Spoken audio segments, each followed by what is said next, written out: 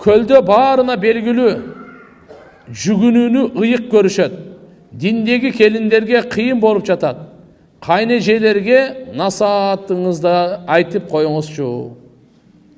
Жүгүнгөн болот, неге болбойт? Бирок рүкүдөгө кылбагыла да, баш ийип кое берле.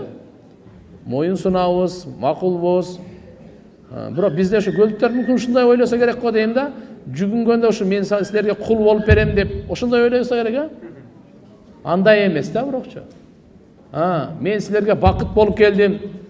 Силердин тукумуңарды улантканга келдим деп баш ие берсин ал. Силерге кул болуп келдим деген мааниде эмес да ал. Ошон үчүн кайнежелер, алар келиндер кул эмес, макулбу? Жакшынакай иншалла, жакшына машаалла деп, келин Алланын белеги. Үйгө жакшы күтүп алыңыздар. Жакшы бир тууган кылып алыңыздар. Жакшы сөз айтыңыздар. Алхамдулилла, башка жерден келди, чүйдөн келди, Оштон келди, Нарындан, Таластан, Көлдөн келди. Баткенден келди. Өзбекстан, Тажикстан, Казакстан келди келин. Россиядан келди, машаалла, Африкадан келди келин. Каяктан гана келбесин.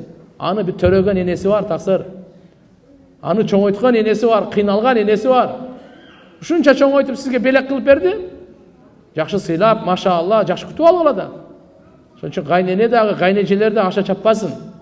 Капа болбогула, акыркы күндөрү кайнене, кайнежелер вообще минип алат да. Не десе бизди да ошондой кылган дейт. Токтотуш керек да эми, ушинтип кете беребиз эми. Ошон үчүн мына жүгүнүү маселесинде өтө мындай ылдый рүкүдөй кылып жүгүнүү болбой калат. Рүкү Аллага гана таандык. Бирок баш ийип мындай жүгүнүп, моюн сунуп кой, эчтеке эмес ал. Бул каада салт шариятыбызга каршы эмес. Рүкү, сажда ушулар каршы. Жөндөм мындай жүгүнүп коюу ал болду. Сый катары, урмат катары, таазим катары эчтеке болбойт.